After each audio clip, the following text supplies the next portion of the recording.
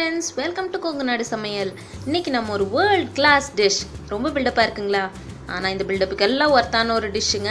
நம்ம இன்னைக்கு செய்ய போறது கிரில் சிக்கன். எஸ், கடையில கிடைக்கிற மாதிரி அதே டேஸ்டோட அதே டெக்ஸ்சரோட ஒரு கிரில் சிக்கன் தான் இன்னைக்கு நம்ம செய்ய போறோம். நாங்க இன்னைக்கு IFB Rotisserie Ovenல செஞ்சிருக்கோங்க. எவ்வளவு எம்மியா இருக்கு பாத்தீங்களா? மற்ற மெத்தட்ஸ்ல எப்படி இதை செய்யலாங்கிறத நான் வீடியோல போக சொல்றேங்க. வாங்க வீடியோக்குள்ள போலாம். இந்த டிஷ்ஷுக்கு ஒரு முழு கோழியை க்ளீன் பண்ணி மஞ்சள் பொடி போட்டு கழுவி எடுத்துக்கிறோங்க. இந்த கோழி 1 கிலோ இருக்கும். ஆனால் நீங்கள் ஒரு 3/4 கிலோ எடுத்துக்கிட்டிங்கன்னா வேகிறதுக்கு ஈஸியாக இருக்கும். ஒரு லெமனை புழிஞ்சு ஜூஸ் எடுத்து வச்சுக்கோங்க. இப்போ நம்ம மசாலா கலக்கிடலாங்க. ஓமம் 1 டீஸ்பூன். இது வயிறு பிரச்சனை வராமல் இருக்கிறதுக்கும் டேஸ்ட்டுக்காகவும் தான், பட் ஆப்ஷனல் தான் இது. அடுத்து garam masala 2 teaspoon. Pepper powder மிளகுத்தூள் 2 டீஸ்பூன். வரமிளகாய் தூள் ரெட் சில்லி பவுடர் 3 டீஸ்பூன். உங்கள் காரத்துக்கு தகுந்த மாதிரி அதிகமாக வேணும்னாலும் போட்டுக்கலாம். Chicken 65 masala 4 teaspoon. இது இல்லைன்னா கார்ன்ஃப்ளவர் 3 டீஸ்பூனும் சில்லி பவுடர் வரமிளகாய் தூள் 1 டீஸ்பூனும் நீங்கள் சேர்த்திக்கலாம். இதில் நம்ம எடுத்து வச்சுருந்த லெமன் ஜூஸில் பாதியை சேர்த்திக்கிறோங்க. மீதி பாதி சிக்கனில் போடுறதுக்கு வேணும். போட்டு நல்லா கலக்கி விட்டுக்கோங்க. இப்போ இதில் நம்ம தயிர் 2 டேபிள் ஸ்பூனும் உப்பு 3 டீஸ்பூனும் போட போகிறோங்க. அதாவது தேவைக்கேற்ப உப்பு போட்டுக்கோங்க. இப்போ இந்த மசாலா எல்லாத்தையும் நல்லா கலந்து இதை தான் நம்ம சிக்கனுக்கு மேலே தடவ போகிறோம்.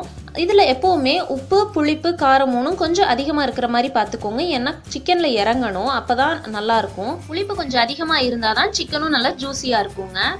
இப்போ நம்ம சிக்கன் எடுத்து அதில் சின்ன சின்ன கட்ஸ் பண்ண போகிறோம். அதாவது அங்கங்கே நம்ம கீரல் போட போகிறோங்க. அப்போ தான் நம்ம போடுற மசாலாவில் இருக்கிற எசன்ஸ் எல்லாம் அந்த சிக்கனில் நல்லா உள்ள வரைக்கும் இறங்கும், இல்லைன்னா மேலே மட்டுமே நின்றுடும். கீரல் போட்டு முடிச்சுட்டு கத்திலேயோ ஃபோர்க்கோ வச்சு நீங்கள் நல்லா கோழியை அங்கங்கே குத்தி விட்டுருங்க. நம்ம இன்றைக்கி செய்கிற கிரில் சிக்கனுக்கு மயோனைஸும் கட் பண்ண ஆனியனும் சூப்பரான காம்பினேஷனுங்க. நம்ம வீட்லேயே 3 இன்க்ரீடியன்ஸ் வச்சு 3 நிமிஷத்தில் சூப்பரான ஒரு மயோனைஸ் செய்யலாம். அதோட லிங்க் இங்கே மேலே வரும் பாருங்கள். டிஸ்கிரிப்ஷன் பாக்ஸ்லேயும் நான் உங்களுக்கு லிங்க் கொடுக்குறேன். கண்டிப்பாக வீட்டில் செஞ்சு ட்ரை பண்ணி பாருங்கள். இப்போ சிக்கன் ரெடி ஆயாச்சுங்க. இதில் நம்ம மீதி கொஞ்சம் லெமன் ஜூஸ் வச்சுருந்தோம் இல்லைங்களா, அதை சிக்கன் ஃபுல்லாக நம்ம இப்போ தடவ போகிறோம். நம்ம இப்போ ஸ்லிட் போட்டிருந்த இடத்துல கொஞ்சத்தை ஊற்றி உள்ள வரைக்கும் போகிற மாதிரி நல்லா தேய்ச்சி விட்டுக்கோங்க. மீதி இருக்கிற ஜூஸை சிக்கன் மேலே ஊற்றி நல்லா தடவி விட்டுக்கோங்க. இந்த ஜூஸ் வந்து சிக்கனை நல்லா சாஃப்ட் ஆக்கும், அவ்வளோ ஜூஸியாக வச்சுருக்கும், அதுக்காக தான். இப்போ சிக்கன் மசாலா குளியலுக்கு ரெடி ஆகிடுச்சுங்க. இதை நம்ம இப்போ ஒரு கிளாஸ் பவுலுக்கு ஷிஃப்ட் பண்ணிக்கிறோம். உங்களுக்கு எந்த பாத்திரம் கம்ஃபர்டபுளாக இருக்கோ அதில் வச்சு மசாலாஸ் ஃபுல்லாக நம்ம இப்போ தடவ போகிறோம். மசாலா தடவுறதுல பெரிய சீக்ரெட்டெல்லாம் ஒன்றும் இல்லைங்க. ஒரு துளி இடம் கூட பாக்கி இல்லாமல் இருக்கிற அத்தனை இடத்துலையும் நீங்கள் மசாலா ஃபுல்லாக தேய்க்கணும், அவ்வளோதாங்க. முக்கியமான ஒரு விஷயங்க, யாருக்காவது சில்லி பவுடர் இல்லை இந்த மசாலாஸ் எல்லாம் தொட்டால் கை எரியும்னு தெரியும்னா கண்டிப்பாக க்ளவுஸ் யூஸ் பண்ணிக்கோங்க. இல்லைன்னா ஒரு ஸ்பூன் மாதிரி வச்சுக்கோங்க, இல்லை வேறு யாராவதோட ஹெல்ப்பும் கூட எடுத்துக்கோங்க. கை ரொம்ப எரியுங்க, பார்த்து பண்ணுங்க. கடைகள் எல்லாம் பார்த்தீங்கன்னா இந்த கிரில் சிக்கன் வந்து ஒரு ரொட்டேட்டிங் ராடில் வச்சு சுற்றிகிட்டே இருக்குங்க. சுற்றி 2 பக்கமும் தீ எரிஞ்சிட்ருக்கோம். நாங்கள் இன்றைக்கி IFB oven யூஸ் பண்ணுறதுலையும் அதே மாதிரி ஆப்ஷன் இருக்குங்க. தீ வராது, பட் நடுவில் ஒரு ராடு கொடுத்து அதில் நம்ம சொருகிட்டோம்னா அது அப்படியே சுற்றிக்கிட்டே இருக்கும். சுற்றும் போது நல்லா ஈவனாக வேகுங்க. இந்த ரோட்டிசரி ஃபங்க்ஷன் இல்லைன்னா ஒன்றும் பிரச்சனை இல்லை. நீங்கள் நார்மல் கிரில் மோடு வச்சும் செய்யலாம். இடையில திருப்பி வைக்க வேண்டியது வரும் சிக்கனை. அவன் இல்லைங்கிறவங்க வெளியில் பார்பெக்யூ மாதிரி ஒரு செட்டப் பண்ணி நீங்கள் அதில் வேணும்னாலும் செய்யலாம். ரொம்ப நல்லா இருக்குங்க. இல்லை கிராமத்தில் ஊர்கள் இருக்கீங்கன்னா அதை விட கொடுத்து வச்சவங்க ஒரு குச்சியில் குத்தி சொருகி தீயை மூட்டி நல்லா வாட்டி எடுத்து சாப்பிடுங்க, செம்ம டேஸ்ட்டாக இருக்கும். இப்போ கோழியோட அவுட்டர் ஃபுல்லாக தடவியாச்சுங்க. மறக்காமல் உள் பக்கமும் இதே மாதிரி மசாலாவை பூசுங்க. ஏன்னா உள்ளேயும் நல்லா வேகும், அப்போ தான் மசாலா நல்லா இறங்கும். எப்படி இருந்த கோழி எப்படி ஆயிடுச்சு பாருங்கள். நீங்கள் மசாலா நல்லா தடவுறதுல தான் ஃப்ளேவர் ஃபுல்லாக இறங்குங்க. இப்போ இதை நம்ம ஃப்ரிட்ஜில் வைக்க போகிறோம். அதுக்கு நீங்கள் கிளிங் ரேப் இருந்ததுன்னா கிளிங் ரேப் போட்டு வைக்கலாம். அப்படி இல்லைன்னா நல்லா ஏர்டைட் பாக்ஸ் ஒன்றில் போட்டு கவர் பண்ணி ஃப்ரிட்ஜில் வச்சுருங்க. நல்லா ஏர்டைட் பாக்ஸ் எதுக்காக சொல்கிறேன்னா உள்ள தண்ணி கோர்த்துக்காமல் இருக்கணும், அதுக்காகத்தான்.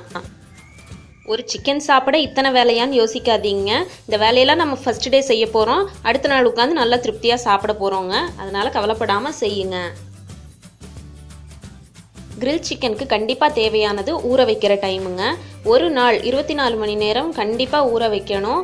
அப்போ தான் ஃப்ளேவர் சூப்பராக இறங்கும், டேஸ்ட் நல்லாயிருக்கும்.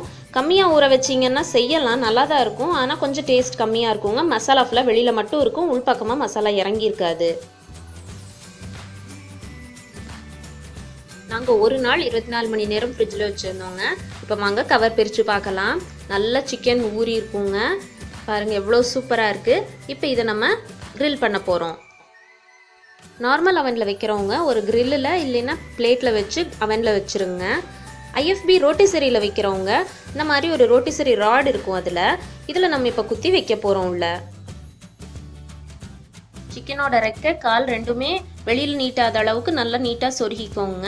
ஏன்னா நீங்கள் ரோட்டிசரியில் வைக்கும்போது அது சுற்றும் போது மேலே இருக்கிற ஹீட்டிங் ராட்லையோ கீழே பிளேட்லேயோ படக்கூடாது.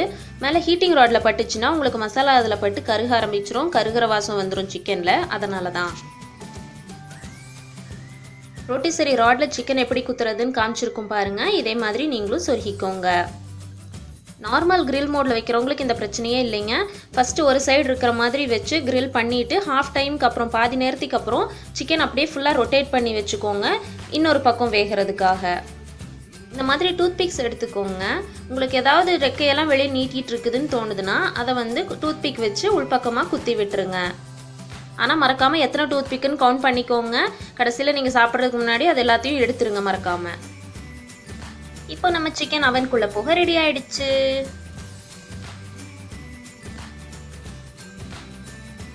கிரில் சிக்கனுக்கு ப்ரீஹீட் எல்லாம் எதுவும் வேண்டியது இல்லைங்க.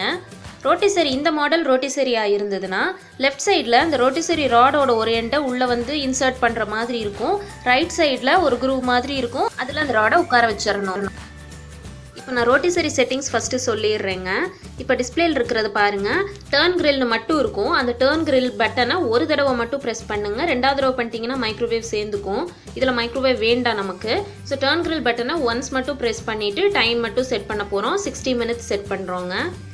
கிரில் மோடு போகிறவங்க கிரில் மட்டும் செட் பண்ணுங்க. மைக்ரோவேவ் கன்வெக்ஷன் எதுவுமே வேண்டாம். கிரில் மோடு மட்டும் பண்ணுங்க. சிக்கன் ஸ்லோவாக குக் ஆகும், ஆனால் நல்லா கிறிஸ்பி ஆகுங்க. அப்போ தான் இப்போ 15 நிமிஷம் முடிஞ்சிருச்சுங்க. இந்த ஸ்டேஜில் நம்ம அவனை திறந்து மேலே ஆயில் போட போகிறோம்.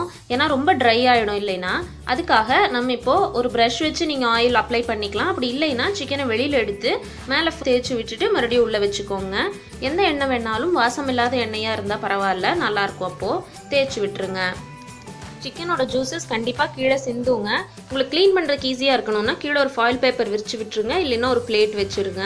உங்களுக்கு க்ளீனிங் ஈஸியாக இருக்கும். இப்போ சிக்கன் ஆல்மோஸ்ட் ரெடி ஆகிடுச்சுங்க. நம்ம டோரை திறந்து பார்க்க போகிறோம். நல்லா ரெஸ்டாரண்ட்டில் இருக்கிற மாதிரி மொறுன்னு கிரில் சிக்கன் ரெடி ஆகிடுச்சுங்க. இனி சாப்பிட்றது மட்டும்தான் பாக்கி. இதுக்கு வந்து மயோனைஸ் சூப்பராக இருக்கும். கூட நீங்கள் ஆனியன் ரிங்ஸ் விட்டு வச்சுக்கோங்க, லெமன் வெஜ்ஜஸ் வச்சுக்கோங்க. இது எல்லாமே சூப்பராக இருக்குங்க. அவன் செட்டிங்ஸில் இல்லை ரெசிபியில் ஏதாவது டவுட் இருந்ததுன்னா கண்டிப்பாக கமெண்ட்ஸில் கேளுங்க, நான் ரிப்ளை பண்ணுறேங்க. வீட்டில் செஞ்சு சாப்பிட்ற சுவையே தனிங்க. கண்டிப்பாக எல்லாரும் ட்ரை பண்ணுங்கள். உங்களுக்கு இந்த ரெசிபி பிடிச்சிருந்ததுன்னா உங்கள் ஃப்ரெண்ட்ஸ் கூட கண்டிப்பாக ஷேர் பண்ணிக்கோங்க. இன்னும் சூப்பரான recipes on the way friends. Bye.